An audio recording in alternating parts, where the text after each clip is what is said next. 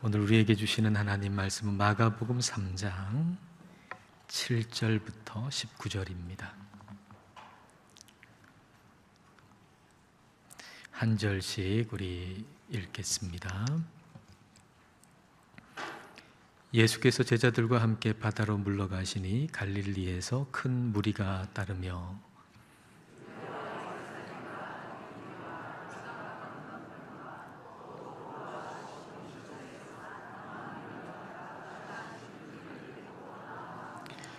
예수께서 무리가 에워싸 미는 것을 피하기 위하여 작은 배를 대기하도록 제자들에게 명하셨으니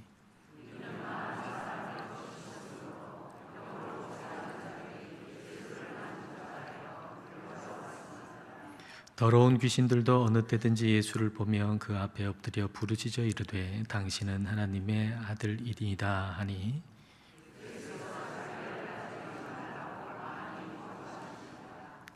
또 산에 오르사 자기가 원하는 자들을 부르시니 나아온지라.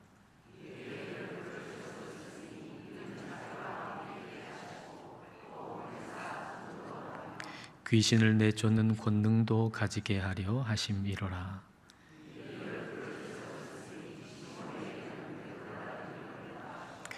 또 세베대의 아들 야고보와 야고보의 형제 요한이니 이 둘에게는 보아너게 곧 우레의 아들이란 이름을 더하셨으며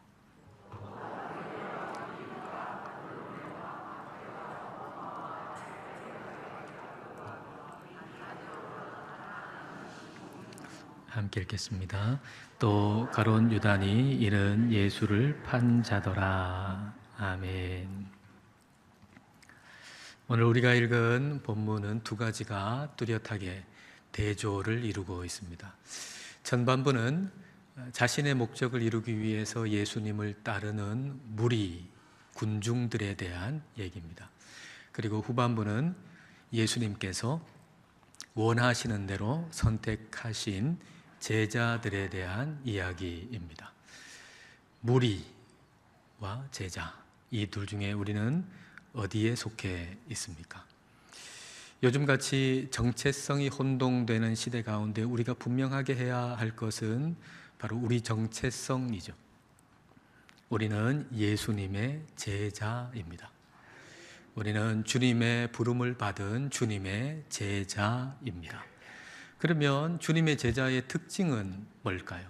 자, 오늘 본문 14절과 15절 같이 읽겠습니다. 이에 12를 세우셨으니 이는 자기와 함께 있게 하시고 또 보내사 전도도 하며 귀신을 내쫓는 권능도 가지게 하려 하심이로라. 예수님께서 제자를 세우시고 하시려고 하시는 일이 뭡니까? 첫 번째는 함께 있는 것, 두 번째는 전도하는 것, 그리고 세 번째는 귀신을 내쫓는 것입니다. 그러니까 예수님의 제자의 특징은 첫 번째 주님과 동행하는 것, 그리고 복음을 전하는 것, 그리고 영적 전쟁을 하는 것입니다. 여기서 가장 핵심이 되는 것은 우리 주님과 함께 있는 것이죠. 예수님의 제자는 예수님과 함께 있는 사람입니다. 건강하든지 병들었든지 성공했든지 실패했든지 어떤 순간이든지 항상 예수님과 함께 있는 사람, 그 사람이 바로 예수님의 제자입니다. 성부 하나님과 성자 예수님께서 우리에게 성령님을 보내주셨습니다. 그래서 우리는 성령님 안에서 항상 예수님과 동행할 수 있게 되었습니다. 무리는 이 점에서 제자와 다릅니다. 무리는 자신의 어떤 목적을 위해서 예수님을 따르는 사람이죠. 자, 10절 말씀을 보십시오. 이는 많은 사람을 고치셨으므로 병으로 고생하는 자들이 예수를 만지고자 하여 몰려왔음이더라. 예수님께서 병을 고치셨다라고 하는 소문을 듣고 나도 내 병을 좀 고쳐야 되겠다라는 목적을 가지고 예수님을 따랐던 사람들이 이 무리들이죠. 그러니까 자기의 목적이 달성되면 예수님을 떠나게 될 것입니다. 그리고 무리는 자신들이 기대한 대로 예수님이 움직이지 아니하시면 역시 떠날 것입니다. 예수님께서 떡 5개, 또 물고기 2마리로 5,000명 먹이신 오병이어의 기적을 행하셨을 때 많은 사람들이 예수님을 따랐습니다. 많은 사람들이 예수님을 따랐는데 예수님께서 그들에게 예수님이 누구신지를 가리키고, 그리고 예수님과 함께 동행하고 예수님 안에 거하는 그 친밀한 관계에 대해서 얘기하자 사람들은 너무 어려운 얘기다, 너무 듣기 거북하다 그러면서 다 떠나버렸습니다. 그들의 관심은 경제였거든요. 근데 예수님께서 그 경제의 문제를 해결해 주실 것 같아 가지고 예수님을 따랐는데 예수님이 그 관계의 문제를 얘기하자 떠나버린 거죠. 주제를 바꾸시자 떠나버린 거예요. 경제에서 친밀한 관계로 예수님이 주제를 바꾸시니까 많은 사람들이 예수님을 떠나버렸습니다. 그러니까 무리는 고객과도 같은 거예요. 고객은 자신이 원하는 더 나은 서비스를 위해 가지고 움직이는 사람이죠. 여기보다 저기가 내가 원하는 서비스가 있다. 그러면 글로 가는 것이 고객이죠. 그러나 제자는 주님과 함께 있는 것이 목적입니다. 주님과 친밀해지는 것이 목적입니다. 조니 에릭슨 타다라고 하는 사람 있죠. 조니와 친구들이라고 하는 장애인 지원 단체를 만든 사람, 창립자입니다. 근데 이 여성은 수영 선수였는데 17살 때 다이빙 사고로 목 밑이 다 마비되어 버렸습니다. 중증 장애인이 됐습니다. 그리고 그 이후에 암에도 걸렸습니다. 근데 그 힘든 세월 보내면서 하나님과 또 힘겨운 씨름도 하면서, 그러나 결국에는 하나님과 친밀한 관계 가운데 거하게 됐던 여인이죠. 그가 자주 듣는 질문은 이거였어요. 하나님이 선하시고 뭐든 할 수 있는 능력이 있다면 왜 하나님은 당신을 고쳐주시지 않으셨냐고. 이 질문을 가장 많이 받는 질문이에요. 이 질문에 대해서 이분이 이런 글로 답을 했어요. 그 글을 제가 읽어드릴게요. 예수님을 따르는 길은 하나님의 기적적인 개입보다 고난을 통한 친밀함으로 이어질 때가 많습니다. 어떤 면에서 저는 이 암으로 주님과 더 가까워졌습니다. 1년 전, 심지어 6개월 전에도 볼 수 없었던 예수님의 인격에 관한 것이 지금은 보입니다. 그러고 보면 전 여전히 자라고 변화되고 있는 겁니다. 사람들이 치유에 관해 물어보지만 전 육체의 치유보다 마음의 치유에 더 관심이 많습니다. 하나님의 말씀과 기도에 관한 제 게으른 태도, 제 지독한 교만을 없애달라고 기도합니다. 이기주의에서 구해달라고 기도합니다. 이런 것이 더 중요합니다. 예수님이 이런 것을 더 중요하게 여기시기 때문입니다. 이게 예수님의 제자의 태도죠. 모든 일, 모든 상황 속에서 주님과 더 가까워지는 것, 모든 상황을 통해서 주님과 더 친밀해지는 것, 그것이 목적이 되는 것입니다. 이걸 지금 여러분의 기도 가운데 적용할 수 있기를 바랍니다. 여러분이 지금 매우 중요한 일을 앞두고 있다고 한번 생각해 보세요. A냐 B냐, 이제 몇 개월 후에 A냐 B냐가 결정되는데 A냐 B냐 어떤 것으로 되느냐에 따라서 여러분 인생의 길이 아주 많이 달라지는 그런 상황이라고 한번 생각해 보세요. 그리고 여러분이 간절하게 원하는 것은 A예요. B보다 A가 훨씬 나아요. 그래서 A가 되기를 간절히 원하고 있다고 한번 해보세요. 자, 이런 상황에서 우리는 A가 되기를 기도하면서 그것이 결정되는 그 미래의 시점, 그 지점에 온통 마음이 다가 있는 거죠. 그 지점에, 그 미래의 지점에 내 마음이 다 가 있으면서 A가 되기를 우리는 기도합니다. 그런데 이것은 영적으로 이중적인 손실을 우리에게 줄 수 있습니다. 몇 개월 후에 A냐 B냐 이 결정되는데 거기에만 온통 마음을 쓰고 A가 되기를 간절히 기도한다면 지금 오늘 여기서 하나님과 동행하는 즐거움을 다 놓치고 마는 첫 번째 손실이 있어요. 지금 오늘 여기서 주님과 동행하면서 주님과 함께 거하는 즐거움이 얼마나 큰데 저 미래에 내 마음이 다 가 있어가지고 오늘을 주님과 함께 지내는 즐거움을 다 놓쳐버리고 마는 거죠. 이게 첫 번째 손실이에요. 그리고 이제 그 지점에 가서 내가 간절히 원했던 A가 아니고 B가 되었을 때, 그동안 A만 되기를 간절히 위해서 기도했는데 A가 아니고 B가 됐을 때, 그동안 그렇게 기도해 왔던 모든 것이 다 허망하게 여겨지고 기도에 실망하게 되고, 실컷 기도한 결과 하나님과는 조금도 가까워지지 못하는 손실, 두 번째 큰 손실을 얻게 되는 겁니다. 제자의 기도는 그런 기도가 아니고 바로 오늘 지금 여기에 주님과 함께 거하면서 주님과 함께 동행하는 즐거움의 복을 누리는 것, 이게 바로 제자의 기도입니다. 여러분 생각해 보십시오. 어떤 중대한 선택이나 결정을 앞두고 있다면 그 너무 좋은 기회입니다. 승진이냐 아니냐를 몇 개월 앞두고 있다고 한번 생각해 보세요. 이제 겨울이면 여러분 자녀가 이제 입시를 쳐가지고 어떤 대학에 가느냐가 결정된다고 한번 해보세요. 이런 상황들은 그동안 기도하지 않았던 사람들마저도 영적으로 각성하게 해서 기도의 자리로 나오게 하는 매우 좋은 기회입니다. 이런 상황을 통해서 기도할 때 승진 발표가 나는 그 시점이 아니고, 입시를 치르는 바로 그 시점이 아니고, 지금 오늘 여기서 하나님과 더 가까워지기를 기도하라는 것입니다. 비록 그 중대한 결정 때문에 내가 지금 기도를 시작했지만, 그 중대한 일 때문에 기도를 시작했지만, 기도 제목을 이 과정 속에서 지금 바로 오늘 매일 기도하는 바로 이 순간에 주님과 함께 동행하면서 주님과 친밀해지는 것을 기도 제목으로 삼고 기도하라는 것입니다. 그러면 A가 됐든 B가 됐든 하나님이 나와 함께 하시면 그 모든 것이 다 복된 길이라고 하는 걸 고백하게 될 겁니다. A는 축복이고 B는 저주가 아닙니다. 우리 눈으로 보기에는 B보다 A가 훨씬 낫고 B는 형편없어 보이지만, 그렇다고 A가 축복이고 B가 저주인 게 아닙니다. 하나님께서 함께 하시는 게 복이고, 하나님이 함께 하시면 A를 통해서도 복을 주실 것이고 B를 통해서도 복을 주실 것입니다. 주님과 함께 있는 것, 주님과 동행하는 것, 이것이 목적이 되는 것, 그것이 바로 예수님의 제자입니다.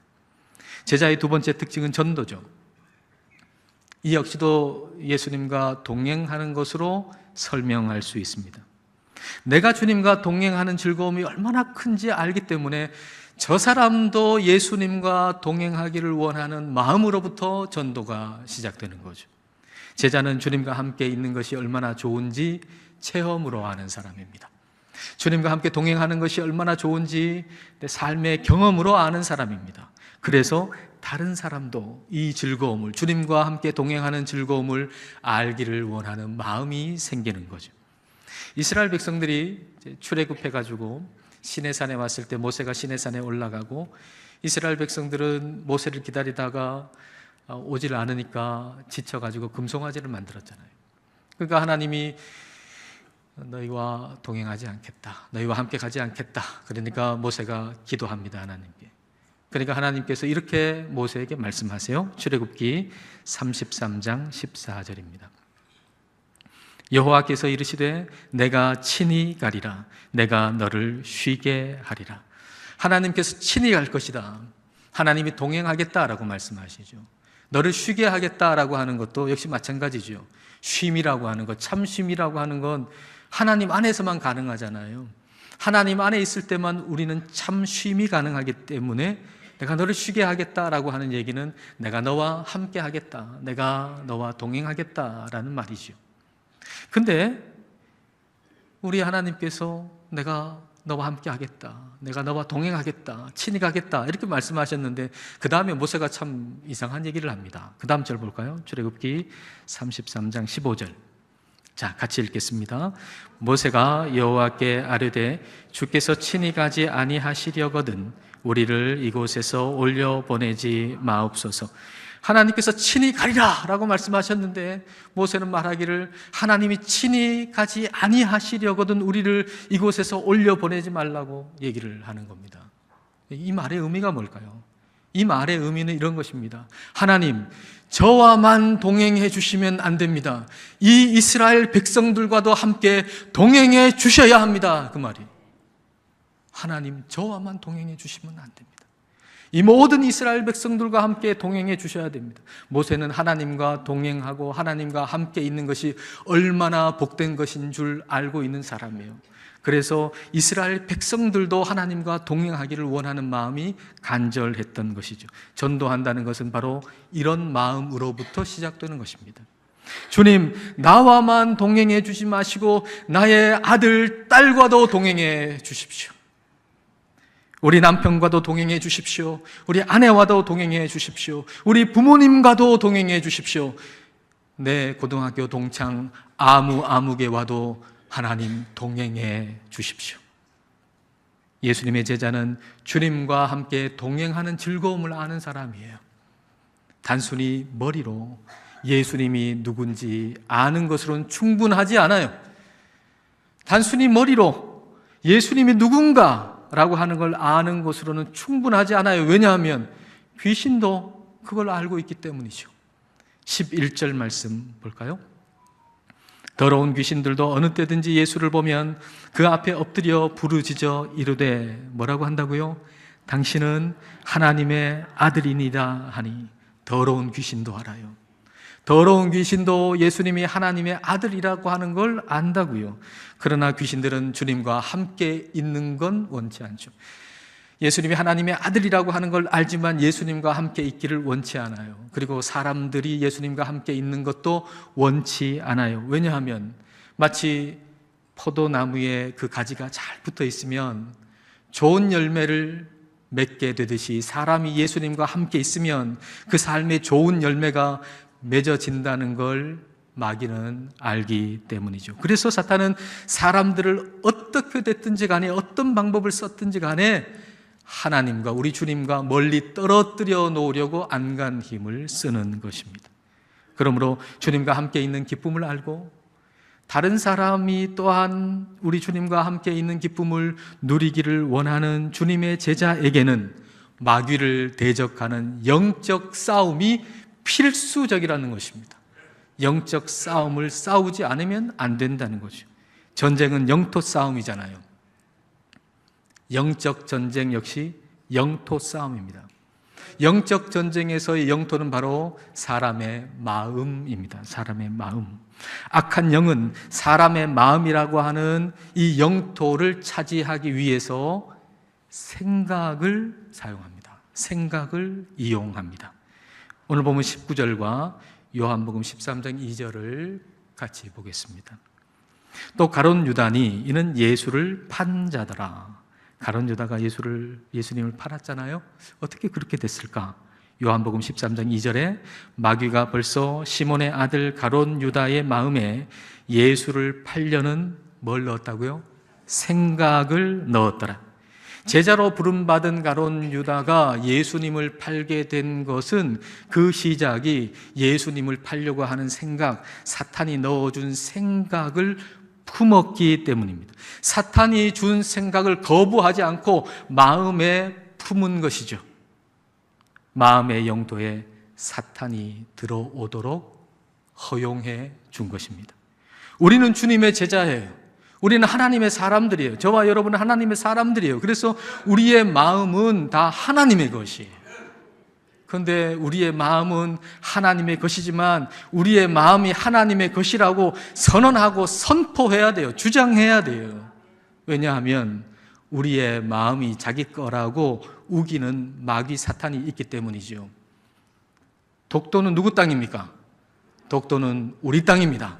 누가 뭐라 해도 우리 땅입니다. 그러나 우리는 독도가 우리 땅이라고 주장하고 선언하고 선포해야 됩니다. 왜죠? 일본이 자기네 땅이라고 자꾸 우기니까. 원래 우리 거여서 가만 놔둬도 괜찮아요. 그러나 자기 것이라고 우기는 자가 있기 때문에 우리는 가만히 있으면 안 돼요. 가만히 있으면 뺏겨요. 그래서 원래 우리 거지만 우리의 것이라고 그걸 선언하고 선포하고 주장해야만 한다는 겁니다. 우리 마음이 영적인 독도예요. 여러분의 마음이 영적인 독도예요. 마귀가 자꾸 우겨대면서 마귀의 생각을 자꾸 주입시키는 거예요. 그 마음 속에. 그러므로 우리는 우리의 마음과 생각이 주님의 것이라고 선언해야 돼요. 우리의 마음과 생각이 주님 것이다 라고 선언해야 돼요. 하나님과 멀어지는 생각을 마음에 품지 말아야 합니다. 욥이 시험을 받아가지고 재산도 잃어버리고, 그리고 자녀들도 다 죽고, 그리고 몸에는 피부병이 걸려가지고 고생하고 그렇게 괴로워할 때, 고통당할 때 그 아내가 뭐라 그랬습니까? 하나님 욕하고 죽어라. 하나님 욕하고 죽어라. 여러분, 이 말이 욥의 마음과 생각을 마귀가 자기의 영토로 차지하기 위해서 이용할 수 있는 너무 좋은 말 아닙니까? 하나님 욕하고 죽어라. 자기하고 가장 가까이 있는 그 사람이 하나님 욕하고 죽어라. 그러니까 욥의 마음속에 이 말을 품고 하나님 욕하고 죽어라. 하나님 욕하고 죽어라. 그래, 내가 하나님 그동안 이렇게 열심히 믿었는데 내가 지금 이 꼴이 뭐냐? 좀 하나님 정말 계시긴 하냐? 그래, 나는 죽어야 되겠다. 그 말을 품고 살아가면은 그 마음의 영토를 사탄이 다 장악해 버릴 수밖에 없어요. 그러나 욥이 그 말을 품지 않았어요. 사탄이 주는 생각을 여러분 마음에 품지 마십시오.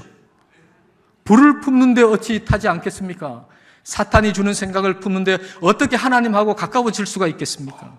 사탄이 여러분을 공격하는 생각에 대해서 예수 그리스도 안에서 그걸 바꾸십시오. 예수 그리스도 안에서 우리는 그걸 바꿀 수 있습니다. 어떤 분이 즉흥 연기 학원에 가가지고 수업을 했는데 거기서 하는 게임 하나를 소개하더라고요. 게임의 규칙은 뭐냐 하면 상대방이 하는 얘기에 대해서 일단 yes 하는 거랍니다. no 하면 안 되고 아니야 하면 안 되고 yes 한 다음에 그 사람이 하는 말에 대해서 합리적으로 말을 덧붙이는 거래요. 거기에 그 책에 몇 가지 소개했는데 한 두 가지만 얘기하면 상대방이 이렇게 얘기하는 거예요. 너 진짜 똥 같다. 여러분한테 누가 그렇게 얘기하면 어떻겠어요? 아니야! 하고 막 인상 쓰겠죠. 그런데 게임 룰이 뭐라고요? yes 하는 거예요. 어떻게 대답하면 될까요? yes. 나는 모든 것에 거름이 되는 존재야. 이렇게 답하는 거죠. 상대가 또 나한테 이렇게 얘기하는 거예요. 너 진짜 바퀴벌레 같다. yes. 나는 바퀴벌레같이 생명력이 강해서 어디서든지 살아남을 수 있어. 이렇게 답하는 거죠. 사탄이 우리를 공격해 오는 말, 생각에 대해서도 우리는 그렇게 해야 합니다. 누가 여러분한테 너는 더러운 오물 같다. 너 벌레 같다. 그러면 그 말 붙들고 아침 저녁으로 묵상하지 마십시오. 우리가 그런 얘기를 들으면요, 생각 속에 들어가가지고 아침 저녁으로 묵상하고, 아니 아침 저녁뿐이겠습니까? 한 달, 두 달, 1년, 2년, 10년 동안 계속 그 얘기를 묵상하고 다닌다고요. 그러지 마시고 사탄의 저주의 공격을 예수 그리스도 안에서 복으로 바꾸십시오. 사탄이 여러분에게 어떤 공격을 할지라도 예수 그리스도가 여러분 안에 있지 않습니까? 그러므로 예수 그리스도 안에서 그걸 복으로 바꾸세요. 16절, 17절 말씀.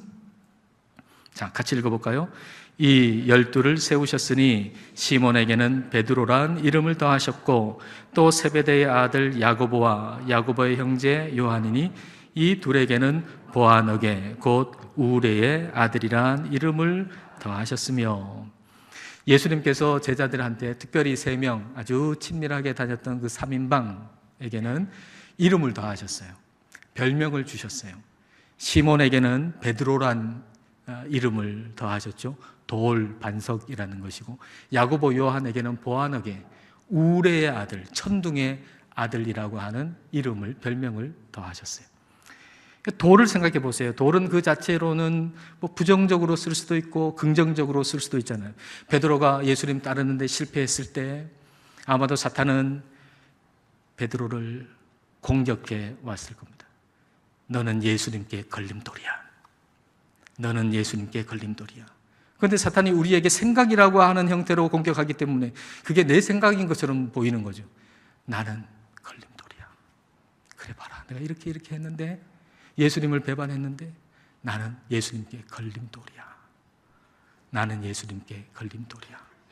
그런 생각이 들 때, 그때 우리는 이렇게 대항하는 거죠. 그래, 맞아. 그래, 맞아.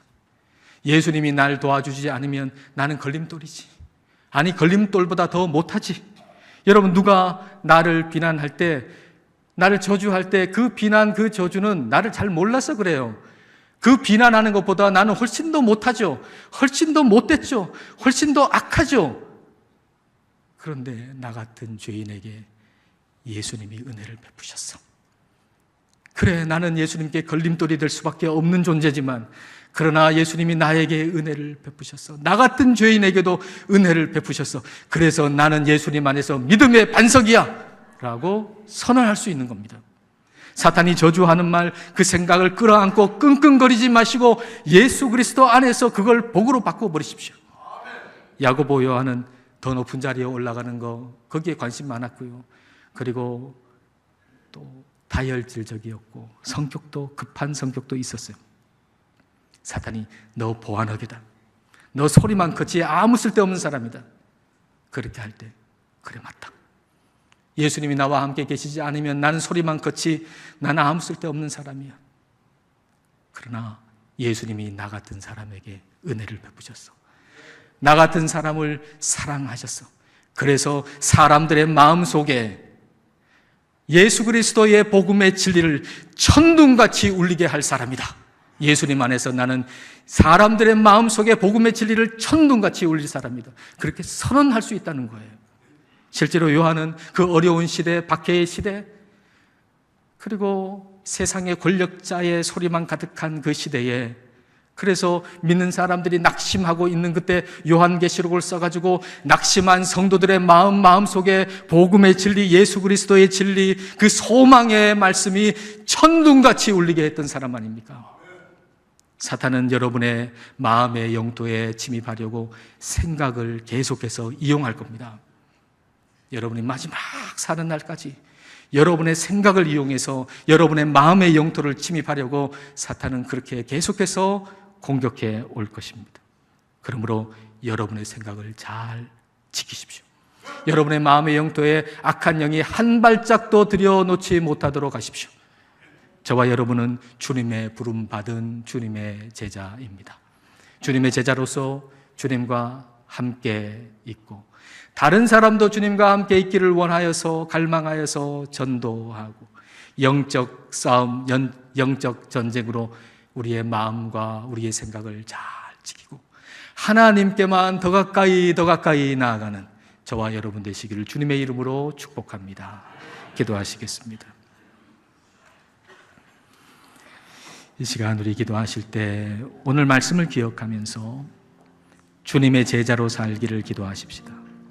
주님과 함께 있고 다른 이들도 주님과 함께 있기를 갈망하며 전도하고 생각을 통해서 우리 마음의 영토를 침범하려는 악한 마귀를 예수님의 이름으로 쫓아내는 주님의 제자로 살고 날마다 주님과 더 친밀해지기를 이 시간 함께 기도하시겠습니다.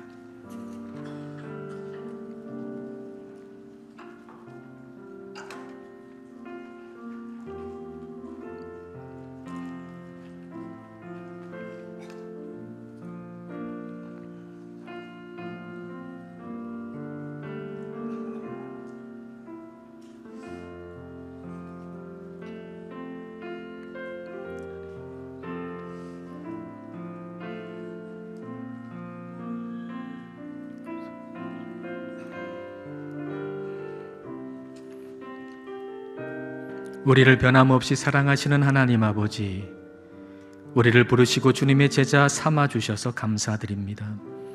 그러나 때로 우리는 우리의 정체성을 잃어버리고 주님의 제자가 아닌 무리나 고객으로 우리 자신이 기대하는 서비스를 하나님께 기대하다가 영적인 낙심 가운데 빠지기도 합니다. 성령님, 우리 자신이 주님의 제자라는 사실을 잊지 않게 하옵소서. 주님과 함께 동행하는 것을 목적으로 하게 하옵소서. 주님과 동행하는 기쁨을 알기에 다른 이들도 주님과 동행하기를 갈망하며 복음을 전하게 하옵소서.